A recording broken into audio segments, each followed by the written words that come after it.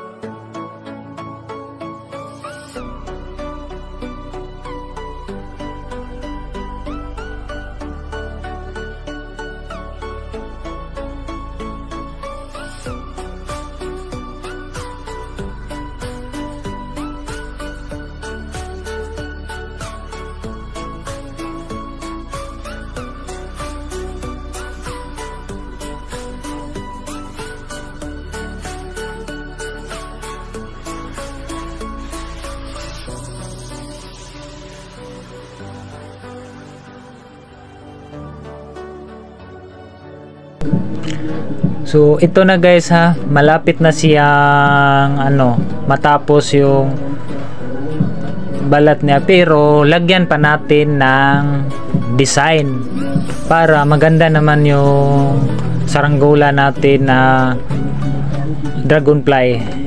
Magandang tingnan kapag nandun sa itaas.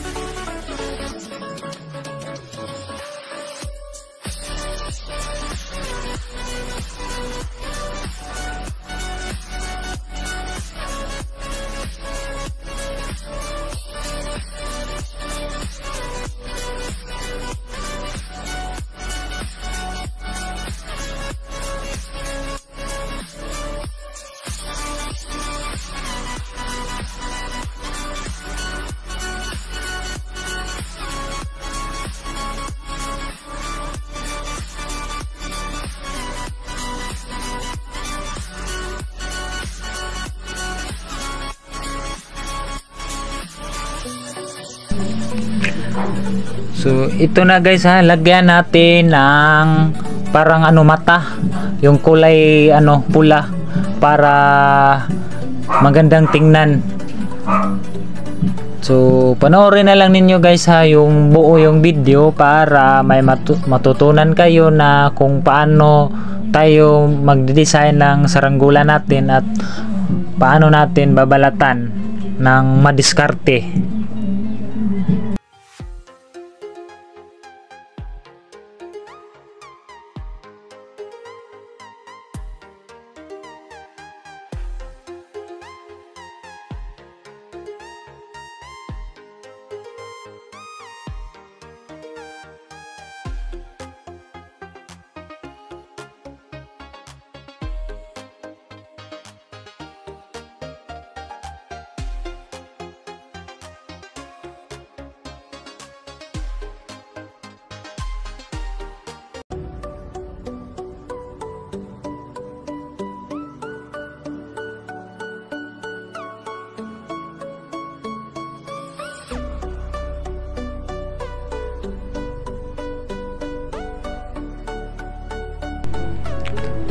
So ito guys ha, didesign na natin yung ano niya, yung pakpak niya. So pinadikit ko na lang guys ha, hindi ko yun kinukulit kasi mahirap gawin, no. So